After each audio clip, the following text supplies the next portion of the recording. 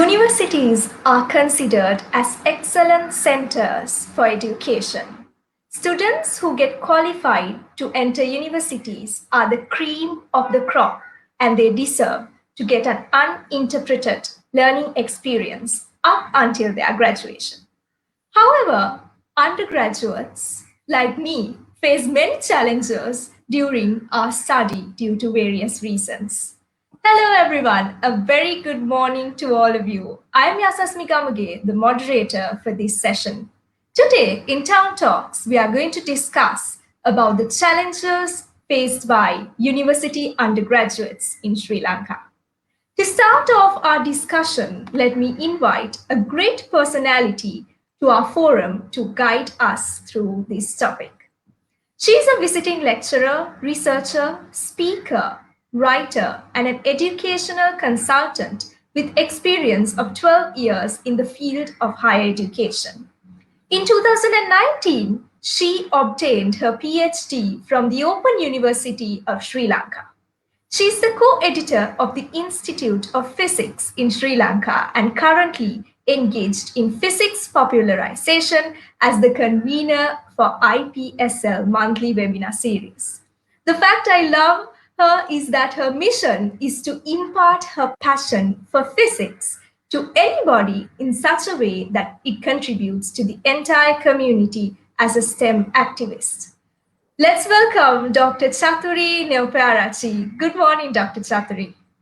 Good morning, Yasasmi, and very good morning to our audience as well. And let's see what we can do about this topic today. Yes, it's a great pleasure having you on the show today. All right. And I'm really happy to be here as well. All right. So with this COVID-19 pandemic, we had no other choice but to switch into online education. Now, this is where the biggest challenge I see as an undergraduate, because we no longer have that physical touch we used to have, and we don't meet friends like we did before. And we have been doing this for a quite long time, and now this has become the new normal. Now, Dr. Chathurie, how will this new normal affect the life of an undergraduate? What do you think about it? Well, first, Yasasmi, I must mention that I'm very thankful to my university. I'm a product of the Open University of Sri Lanka, where I was exposed to distant learning techniques and self-supported learning methods way back from my undergraduate days. And I have started my work from home back in 2015, 2016, when there wasn't a pandemic like this. And at that time, I was in Dubai, United Arab Emirates. By that time, I was working as a chief strategy officer for an educational website called Nerdinaut. And also, I was parallelly doing executive MBA webinars for the students of Nigeria and UAE as a lecturer. So even when I started my PhD in physics, I used to work as an educational consultant to guru.lk in online mode. And I really wanted to, honestly, I really want to tell my entry story into digital education.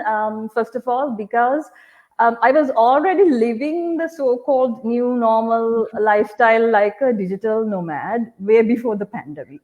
And so when COVID-19 hits the society initially, there were lockdowns, there were travel restrictions, health regulations, and everybody has to work from home. So especially in digital teaching and distant learning methods, Yasasmi, I mean, those platforms and those stuff, they came into the surface in higher education and also in school education as emerging trends. And now, as you mentioned, we have already passed nearly 1.5 years with the pandemic. And to answer your question, how this new normal life has affected our undergraduates, well, I can say there are advantages and disadvantages. I'll start with advantages because in this scenario, the time is saved, even for both parties, like academics and us, to get ready for transportation. I hope you agree with me. Very much. And the thing is, the students, as a result, can use this extra time to learn new skills via like online platforms like Coursera, Udemy, Solar Learning, Allison, etc. So, and also there can be, our undergraduates can be involved more in knowledge gaining methods, such as talks like this, webinars, conferences, workshops in local and foreign universities, organizations, and institutes. So even in the meantime, I wanted to mention that we know that in a batch there can be like 100 odd students, or there can be more than that. And everyone doesn't have the same knowledge level, just as me. I mean, there are differences in the grasping speed of the students as well. So, I mean, because of this new normal lifestyle, such undergraduates can learn in a relaxed phase, in a relaxed way, according to his own pace. So, and out of that, I would like to talk about the disadvantages as well. The main thing I notice, yes, as me, is the social isolation. Because sometimes, due to social isolation, the life can be stressful, boring, and sometimes you can go out of focus because you are confined to a certain area for 10 to 12 hours, and you come out only to have your meals. And even there can be distractions from the living environment as well, because it's not supported for your education. There can be telephone rings, and there can be shouting and other neighborhood noises. So it's not totally devoted for your education. And as you have more time, so I know this personally, as you have more time, you are given a big workload. So I know the students are covered with tests, assignments, projects, essays, articles. So time management has become an essential skill that students have to master. And as a third disadvantage, I would like to talk the social issues. That is, you have less interaction with the family members, your friends, academics. And even as an academic, I feel there's kind of a reduction of guided supervision in students. Because normally when I do a lecture, I see a lot of black screen. And when I ask why, because we have to save data.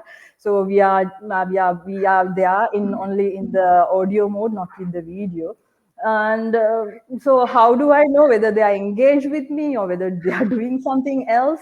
So those issues are also there. And compared to our times, I feel so sorry for the undergraduates of this time, because we enjoyed the life with trips, hanging out with friends, and that's what I mentioned. The less interaction is there with these parts of social groups. And the final disadvantage I can mention is about Yasasmi, the adaptation of digital learning methods, because this depends upon the type of student, because all may not feel comfortable and all may not feel supportive to learn in a digital environment. So I guess there are advantages and disadvantages in this new normal lifestyle for undergraduates. Exactly, as you said, I'm like personally experiencing all of these because at the very beginning, this was like a burden for me. You have to sit on the laptop, and sometimes, even like an employed person, you have to stay up until late night, your assignments, and just say, "Mom, bring me food," and eat in laptop, it seems. So yes, but still moving on with the pandemic.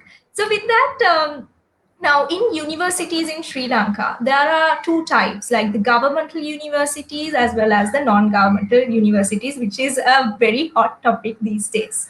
Yeah. And there's a huge disparity between the undergraduates who are studying in these universities. So, what do you think? What are the differences, different challenges faced by an undergraduate in a governmental university and a private university? What is your Uh, opinion? the thing, yes, as me, I must mention that I am a counseling psychologist as well, apart from being a physics lecturer. So, according to my 12 years of experience in the higher education, whether it's online or physical, I mean, I have noticed four areas as challenges for our undergraduate students. The first issue is about relationship challenges. It's more about how you socialize yourself as a human being.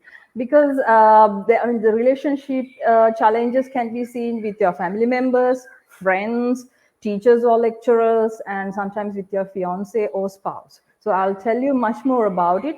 Sometimes your family members can be abusive, some can be support you, and even your friends, they can be a good influence and bad influences. I have seen a lot of drug addicts and alcohol addicts due to bad influences from friends, influence from friends. And if you talk about the teachers and lecturers influence, and once you come from the same gender schools, there are certain issues how you view a female or a male lecturer. And if you come from a mixed school, there are differences in how you perceive the university education. And most of the time I come across with relationship breakups with your fiance or spouse, because most of the time in the universities we can see couples, right? So how, I don't know how much of percentage is going up to marriage, because most of the time the what do you call, the relationships are built just like a pilot study for experimental study before the marriage. So, and those issues are there as a challenge, challenges of relationship. And what I have noticed is also about the relationship between the parents, especially if you are a female. Let me know, once you are in your final year or once you are just after your graduation, you know what will happen to many female students.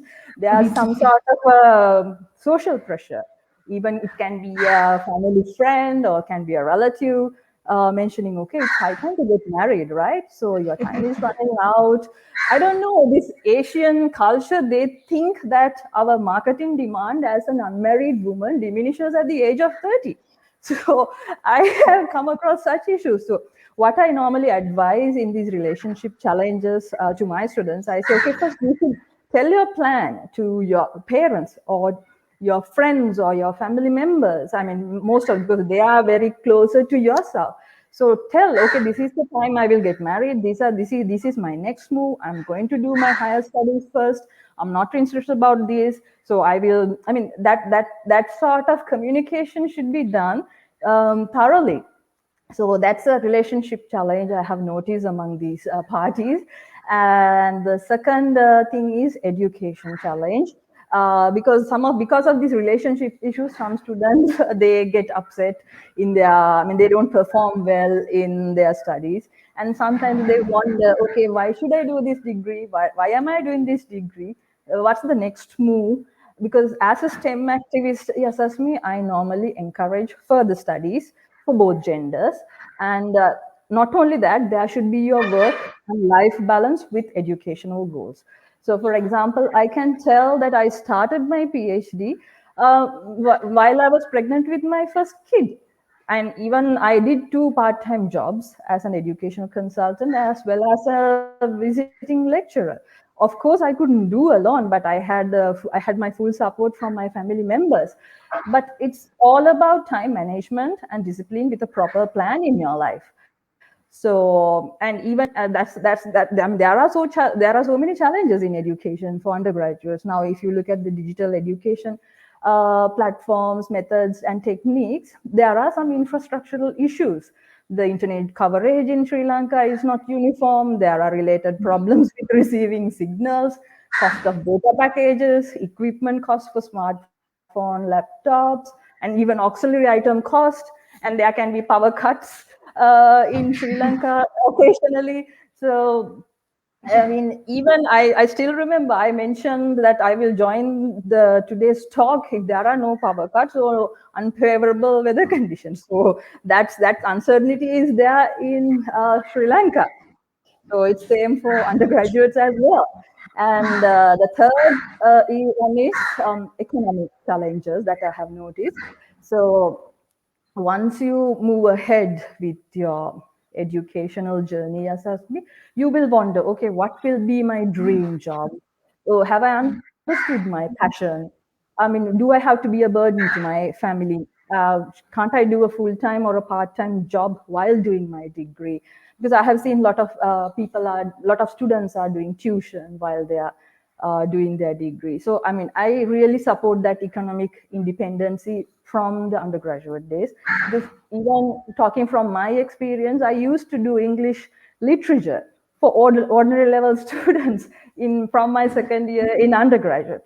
Because why? I after the second year, like I thought, okay, I should go in this academia, and I knew I should have a proper physics knowledge.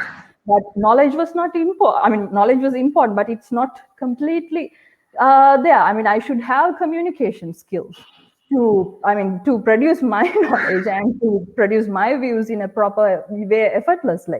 So that's why I thought, okay, I should teach English so that I can polish my language, my communication skills with the society. So those things helps you a lot. So some of the academic challenges that you can face are there. And the most important thing is personality development challenges. So it's all about marketing your knowledge and how you groom yourself with your social skills, because it all matters once you graduate. Once you graduate to the society, how you talk, how you walk, how you eat. Because I have seen a lot of stress, anxiety, and eating disorders among undergraduates as well. So I mean, those things really matters. I mean, those are not petty issues. So you have to keep in mind that, okay, this is a total package, and how you are going to market your knowledge as well as a product. So those things are really important. So I mean, I believe those are the four areas that I have noticed as challenges. All right. So yes, as you said, we have relationship challenges, educational, economic, and in terms of personality Personal development. growth. Yes, you are a great example for that you said with the things you said, like how you manage yourself to overcome all these issues. So, with that, the next question that is popping up in my mind is in terms of this personality development. So, earlier there was a possibility where we could interact and make the undergraduates more rich in their personality, but with these online platforms it is a bit challenging, right? So, how do you think? What are the things that we can do in this online platform to enhance an undergraduate's personality? Um, well, yes, as me, I would say like first personality or self development falls under five categories according to my knowledge. They can be physical, psychological, social, spiritual, and emotional. To me, personal development can be anything that can help me to become a better version of myself. And I guess most of the actions that I take in my life falls under one of these categories. And some self-development skills you may already have as traits or qualities, while some you have to gain by training and having a proper education. Some of the skills that people commonly mention as personal growth, so like problem solving, leadership, interpersonal skills, adaptability, self-confidence, communication integrity, critical thinking, etc. So here are some things that I can tell you to improve yourself in the previously mentioned growth categories. So shall I start with psychological issues or psychological growth category? Yes, sure. Yeah, in psychological growth category, yes, as me, our undergraduates can try to read, watch, listen some informational data sources, like a book or a video or an audio tape or something like that. Because if you set aside a specific time slot each day for this, you will definitely see a growth in your productivity, because you try to grow your mind in this section by active and as well as deep learning.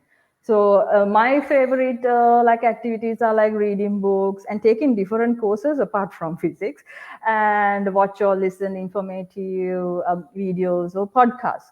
So if I take a look at the second growth category, that is physical. Whenever I say physical growth category, they think, it's all about exercises. No. It's about like creating healthy habits around exercises, like having a good quality sleep, doing regular medical checkups, eating natural foods, and so on. So if you take in my case, I'm an aerobics lover and I promote natural organic food consumption as a vegetarian.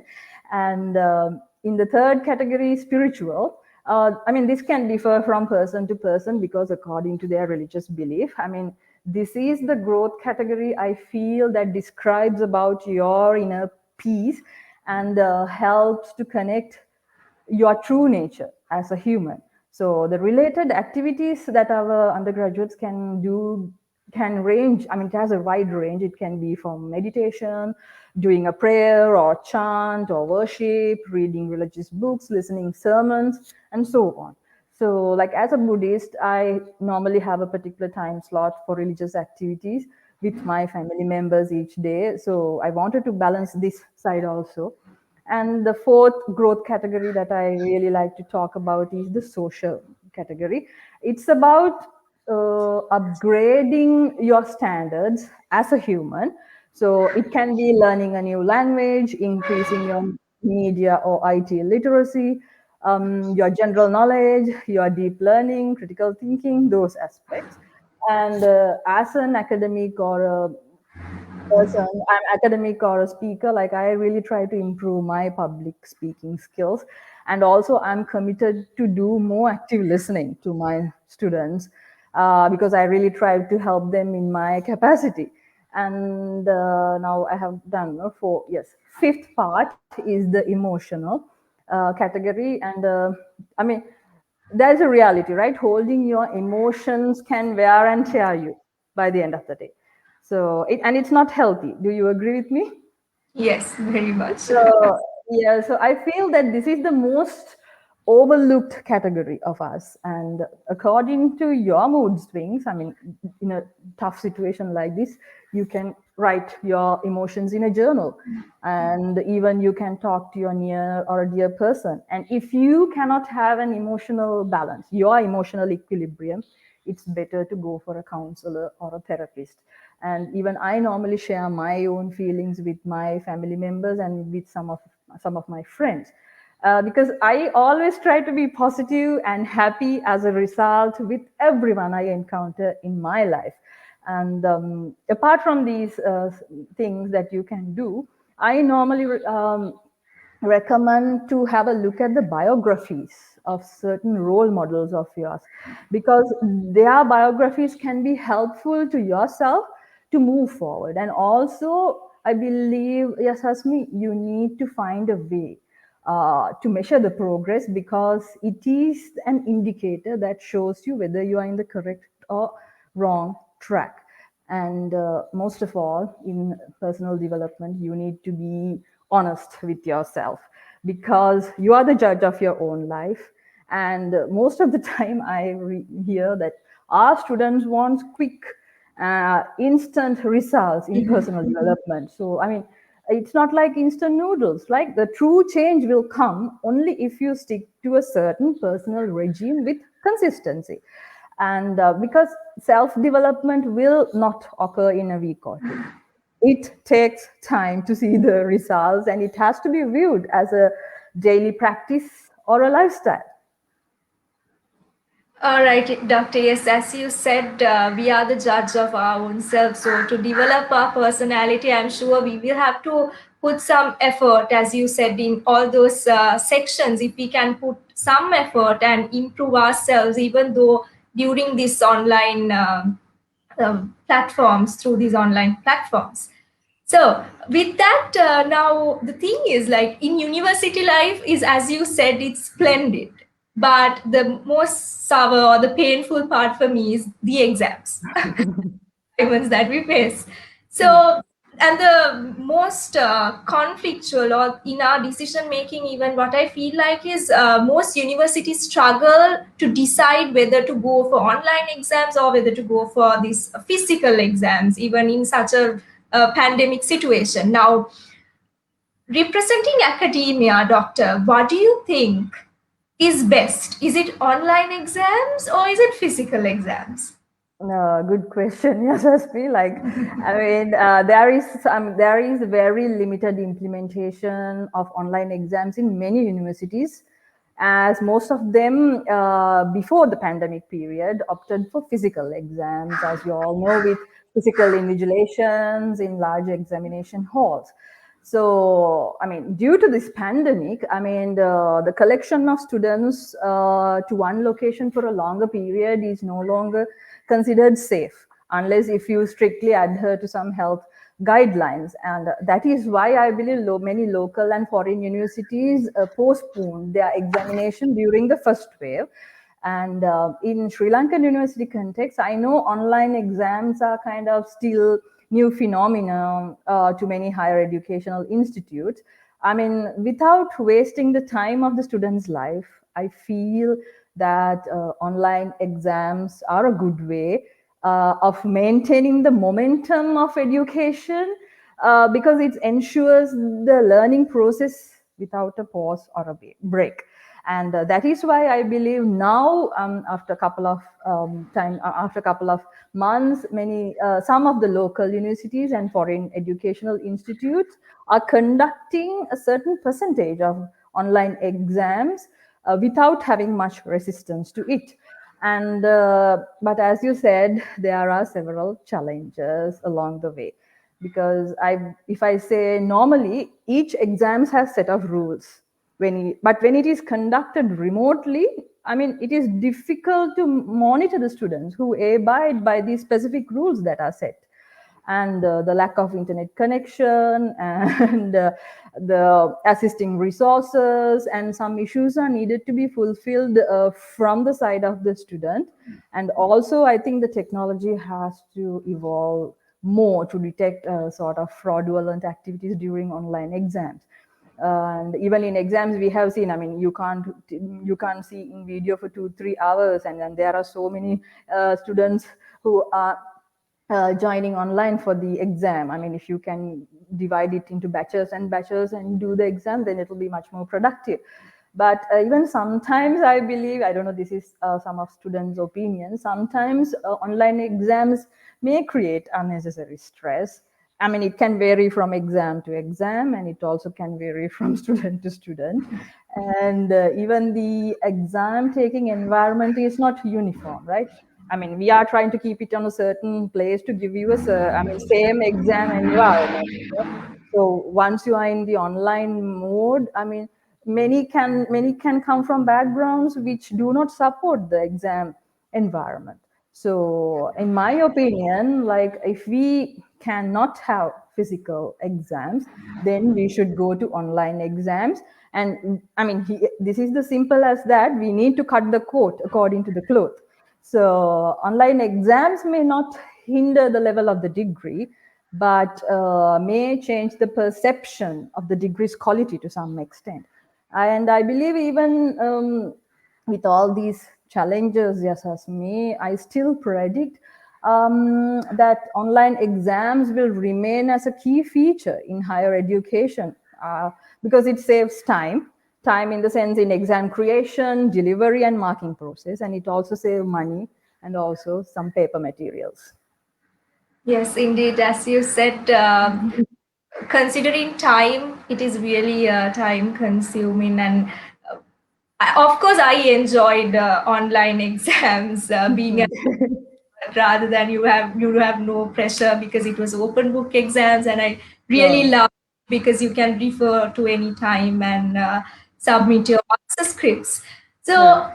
these are like challenges, that the real challenges we face, we discussed about in various aspects, like in education, relationship wise, economic, and in terms of personality development. So what I believe is, like, every problem should have a solution. So, if these are considered as problems, what are the solutions that we can give for these problems? Doctor, as representing academia, what do you think? What are the solutions that y'all can provide, being lecturers and people who are engaged in higher education? Just ask me what I feel right now is undergraduates should have a proper guidance, attention, and support from our side as academics. Even I know many academics are doing some student supportive initiative, but they are confined to their own university that they operate. And back in 2009, when I started my higher education career as a demonstrator, I initially had two projects called 365 Happy and Catalyst project, where it was centered around the Open University students. 365 Happy project, it's a method that I continuously keep in touch with my students to spread the happiness, like each day one student. So, and it's like doing a follow up on their life even after graduation. I mean, it's really nice to see how our how our students get married and they get kids and they get good jobs and how they fare in life. And I believe that sort of a positive follow up should be done even when they graduate. And so that's, I still keep in touch with my students through various communication methods. And the Catalyst, it's a financially supporting project of mine to any student who wish to do his or her postgraduate degrees in life. I mean, it can range from the educational fees, it can be providing something else like a meal or transportation fees, or providing some book vouchers. So something related to your postgraduate degree work. And what happened was, like, when I was in Open, like most of the students, they knew my telephone number, and then the students in other universities also got my number, and I was like, okay, this is going out of control. And I have, because the demand went high, and I thought, okay, I should open some sort of a helpline email. So as a result, Right to CNN initiative was born. I mean, my working email is right to cnn2020@gmail.com. So I wish to help any student, irrespective of the university, who writes to me. So I mean, there are normally 2 or 3 mails per day. I try to answer them within 48 hours. And even during this pandemic, so I thought, okay, I was wondering, yes, ask me, what can I do? How far can I go as an academic and in social media platforms? So, so as a result, because as an academic, I really wanted to do my best to create a positive impact in the students' mind. And so I started having Ask Me Anything, AMA, on Facebook. So every Monday, I'll be answering a question from one of my friends or students. So I'll try to give a brief answer in Facebook. And some of my Facebook AMAs are converted into LinkedIn articles to reach much wide audience. Because I'm a LinkedIn creator who has 8,000 followers. So I'm more active in that platform as well. So it's a method like sharing your knowledge in certain questions in education. And I'm really thankful for my those two initiatives in AMAs of Facebook and Saturday LinkedIn articles, because I get responses from different parts of the world saying, okay, we learned a lot, so I'm so happy to be in touch with you. And normally, as a result, in LinkedIn, I have a reader base like 50 to 100 in every Saturday. So they are waiting for an article of mine. So I'm so glad that I can help in that way. So I mean, I still feel that I should do more, but I don't know, according to the time and all. In fact, I'm trying to help the university community in Sri Lanka by inspiring them to find their own inspiration as a change agent in education. Yes, Asmi. Simple as that. All right, that's really amazing, and I hope that you will get more courage to expand your knowledge and enhance your work as well. So, with that, now when we consider the Sri Lankan undergraduates, even in news, there is this thing we see every day that in rural areas where students suffer a lot in terms of lagging knowledge and things like that.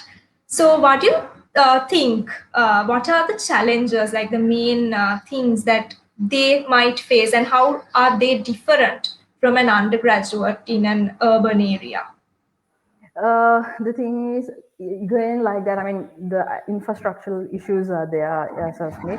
So, I mean, especially in school education, not only, I mean, in university education, you have much more connections than school education.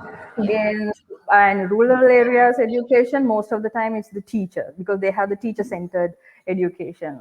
But coming to universities, it should be not like the teacher centered learning techniques. It should be like self directed learning, and also you should do some active learning for yourself, because nobody is going to spoon feed like in the school. So you have to find the ways and challenges how to because you are an adult, right? Not like a small kid, right? So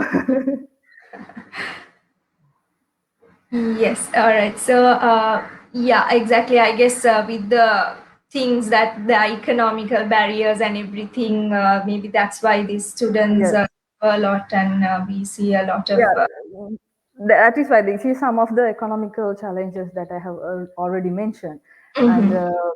earlier in the earlier point. Yes, exactly. So now, if we try to find solutions for these problems, in your point of view, what can undergraduates do to some sort of solve these issues and the challenges that they face to make this challenge an opportunity in their life? My advice is see every day as a new beginning, because as an undergraduate you have to be innovative, enthusiastic, and be excited about ideas. And most of the time I feel our undergraduates are a little bit afraid to look at the world from the new perspective. What I normally say is, if you have 4Ds, now I'll tell what are my 4Ds about. There are 4Ds. It all starts with dreams, yes, Asmi. You should have a dream of what you want to be. And dreams can create desires. I mean, not just a hot or cold desire. It's about the burning desire that will create the determination. So the third D. What will happen with the consistent determination? It will finally lead to your destiny. So it's all start with 4Ds: dreams, desires, determination, and destiny. And I believe, like, I don't know, this is my personal opinion. Education is like the sea. Some find pearls, some find fish, and some are just there to wet their feet. I mean, it's a basic human right for everybody, and we only can get what we try for. And in these challenging times, I know, Yasasmi, by changing your face into a happy or a sad face can change nothing. But if you face the challenge, if you face the change, it can change everything. Uh, like Mahatma Gandhi has mentioned, be the change that you wish to see in the world. Yes, exactly. As you say, we need to be the change as we see the world. Now, in your discussion, you came up with this term called look at the world in a new perspective. So, what do you mean by particularly for an undergraduate looking at the world in a new perspective? This normally when I do career guidance counseling or vocational counseling, I used to tell. I mean, most of the time, what I have seen, Yasasmi, our students tend to do what their parents ask to do, and what the other surrounding environment advise them to do. I mean, my question is like, do you really like that? I mean, is that your passion? If so, you can follow the same path that your other surrounding supportive environment has suggested. Sometimes you are going against your wish. So as a result, you will first thing you will notice is you will have job dissatisfaction. So with that, you will come up with the pile of problems. So you will not enjoy the life. Sometimes that's why I said you are afraid to look. I mean, you have to take challenges, embrace the challenges. And I mean, sometimes, okay, most of the students, they are confined and they are comfortable with a governmental job because it has a pension and economic stability once you grow old. Some like lucrative private sector jobs. And because, I mean, that's what I said, you need to have that certain desire. Okay, is this what this degree is helping me to find my passion? Or like, I mean, your profession should be your passion, then only you can enjoy the life. So you should take challenges and you should question the society. Even I still can remember, there are some parties who asked from myself, why do you want to do your PhD after marriage? So I was like, is that a crime? Because we are not living in 18th century. So you have to change the norms, break stereotypes, and do a lot of things that to make your dream come true. I mean, it's your dream, so nobody should have a control in it. So it's up to you to decide whether to accept the defeat or go in the normal way and do something different. Because some students, yes, asked me, they really like to have brush up their entrepreneurial skills, and I said, okay, go start with your own business, because without going on the normal way of trying to get some other job opportunities, I mean, the times are hard, I know. So why don't you try? So trying to take risks, also an important issue. Yes, exactly. Taking up challenges. Now, the next question that popped up in my mind is like, as females, like we have many barriers when we are trying to embrace the challenges. Yes. Now, being a female and you have excelled in many areas, doctor. So, what do you think as a female? What were the most challenging parts challenging things that you faced in your life? There are certain challenges that I faced, but I really felt my strength when I was doing my PhD, because I was doing my PhD with a newborn kid while doing two part-time jobs. Apart from that, I was changing countries, like living like a gypsy. And all in all, I have once, this couple of months, I stayed in Dubai, UAE, with my husband's country, and then a couple of months I came to do my research, and I had to cover up the missed months as well. So I still remember it was a strict regime. I really got up around 2 a.m. early in the morning, get ready and do my job-related work. By 4 o'clock, I am in the lab, 12 hours of lab work. Came home and doing my duty as a mother, wife, and then again having only 3-4 hours of sleep. So it's the consistency, I say. I mean, normally I tell in different platforms as well, I normally have 3 P's, that is persistence, perspiration, and not only that, I mean, once you, as a, as a female, I mean, you should have a, what do you call, a clear perseverance as well once you move in life. So these are the things that that's the hardest time period of mine, because I wanted to get my PhD from 2016 to 2019. The life was like that. It was the challenging period of mine, honestly, because I tried to balance, have the equilibrium of both life and career. I guess, Doctor, you are truly an inspiration, and we Yeah, have. the thing is, just as me, our students, they lack patience. So the patience is the number one P, persistence, and many are a little bit reluctant to do the work in a hard way. So that's what my third P comes from, perspiration. So you should, if you do with these 3 Ps, you can do wonders in life. Yes, I guess even I'm struggling in sometimes. I guess these three P's will not only help me, but all the undergraduates out there to make their lives better. So, with that, I'd like to ask this now. As a society, you know, society has different stereotypes in terms of getting their child, or maybe when the child is born and when they are a university student, they have some sort of a pride, or some may think like government university students are, maybe they think in a different way rather than a private university students. What do you think about this? It's all about, it comes to one thing, because even in a different platform also I have answered, even whether you come from a government university or a private university, I am a person who is in both of these sides. So what I have noticed is about, as I previously mentioned, it's how you market your life. Normally, I say this in my teacup example. In my first interview with IQ Labs, also I have mentioned in Sinhala medium, so I'll mention that. If you, I mean, it's like, I mean, there are different kinds of tea. It can be in Sri Lanka. It can be black tea, green tea, oolong tea, or something like that. But if you take black tea, it is grown in different parts of Sri Lanka. So they are like our universities in different locations of Sri Lanka. So with that tea output, many of them are questioning about the quality of the degree program. But finally, where will our tea go to the world market? We have to compete with the tea exporters of China, India, Saudi Arabia, Egypt, so on like that. But it's finally how you market yourself like a teacup. Not only the tea, it has to be brewed very well, it has to be boiled very well, and it has to be presented in a nice teacup. That's how you present your knowledge as a universal graduate. Indeed, as you said, I really love that teacup example, Doctor.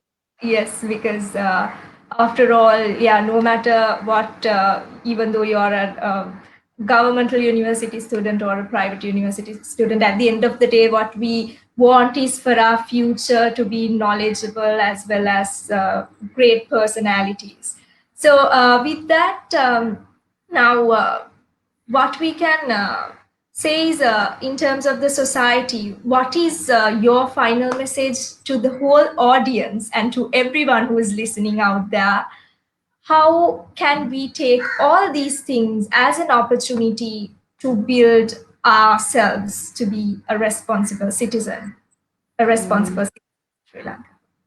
Yes, first of all, I should thank you. So, I mean, first of all, I should thank for the given opportunity to express my views on this platform, Yes Asmi, and special thank you should go to Ms. Nehan Savira Singh.